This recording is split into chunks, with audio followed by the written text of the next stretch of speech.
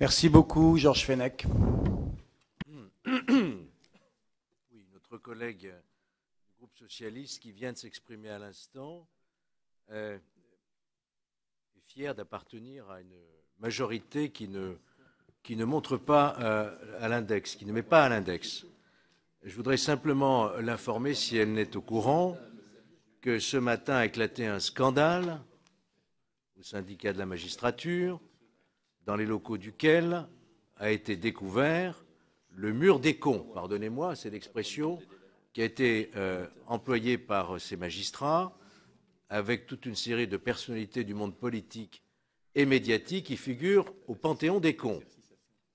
Donc je crois savoir aussi qu'un certain nombre de magistrats issus de ce syndicat composent aujourd'hui le cabinet de la ministre de la Justice. Donc pour stigmatisation, je crois que ce n'est pas le jour aujourd'hui d'invoquer cette absence de stigmatisation. Je voudrais aussi remercier le rapporteur pour son exposé extrêmement pondéré, équilibré, mais je dois dire, sans que vous le preniez mal, Monsieur Dolez, que j'ai senti, à travers toutes ces précautions de langage, quand même une certaine gêne de votre part pour essayer de montrer que cette loi d'amnistie, elle se justifie aujourd'hui, alors que ça n'est plus la tradition républicaine depuis 10 ans, vous l'avez rappelé dans votre rapport. Elle a été abandonnée déjà à 2 reprises, en tout cas à l'élection présidentielle de 2007 et de 2012, et que donc là, vous faites revivre en quelque sorte, vous tentez de faire revivre une tradition qui n'est plus dans les mœurs aujourd'hui et que nos concitoyens n'acceptent plus. Vous faites référence à des lois d'amnistie historiques qui ont été prises dans des contextes politiques, historiques, de crise majeure. Or, aujourd'hui, on ne voit pas la justification de cette loi d'amnistie. Vous la justifiez par la crise économique, mais est-ce que la crise économique que nous traversons aujourd'hui justifierait à elle seule ces actes de violence, de dégradation de l'outil du travail, qui serait par ailleurs un formidable signal et appel pour les prochaines manifestations syndicales?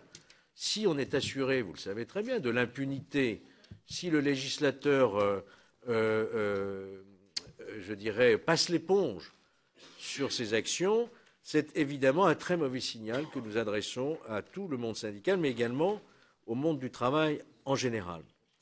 J'y vois dans ce retour très malvenu à l'amnistie une forme je dirais, de régression du droit, en termes de rupture d'égalité des citoyens devant la loi. J'y vois également une forme d'atteinte à l'indépendance de la justice, car c'est aussi, vous nous proposez une amnistie in rem, qu'on pourrait qualifier, c'est-à-dire ce sont les faits qui sont amnistiés, pas uniquement les condamnations. Autrement dit, il n'y aura jamais de procès à venir sur ces faits puisqu'ils sont amnistiés. Avez-vous pensé aux victimes? Il y aura un procès civil, mais pas pénal, même pas civil. Oui, les faits. Donc il n'y aura même pas de procès civil. On n'entendra jamais les victimes. Comment allez-vous expliquer aux victimes de ces exactions, de ces violences matérielles, qu'elles ne pourront pas faire valoir leur point de vue?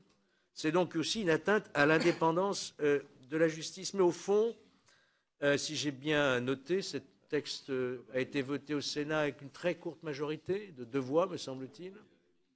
Que j'entendais ce matin le président de votre groupe socialiste, Bruno Le Roux, dire qu'il ne voterait pas cette loi, qu'il y a une vraie interrogation et que notre collègue ce matin vient de nous apprendre qu'elle ne voterait pas cette loi. Alors j'ai l'impression qu'on perd un peu son temps ce matin. Et encore heureux d'ailleurs que vous ayez exclu les délits de vol et d'abus de confiance que pourraient commettre des syndicalistes, car au nom du syndicalisme aujourd'hui, pourrait-on justifier tout et n'importe quoi? Donc c'est un texte inapproprié, malvenu, que nos concitoyens ne comprendraient pas et qui serait encore une fois une atteinte formidable à tout le monde du travail et pas uniquement le monde syndical.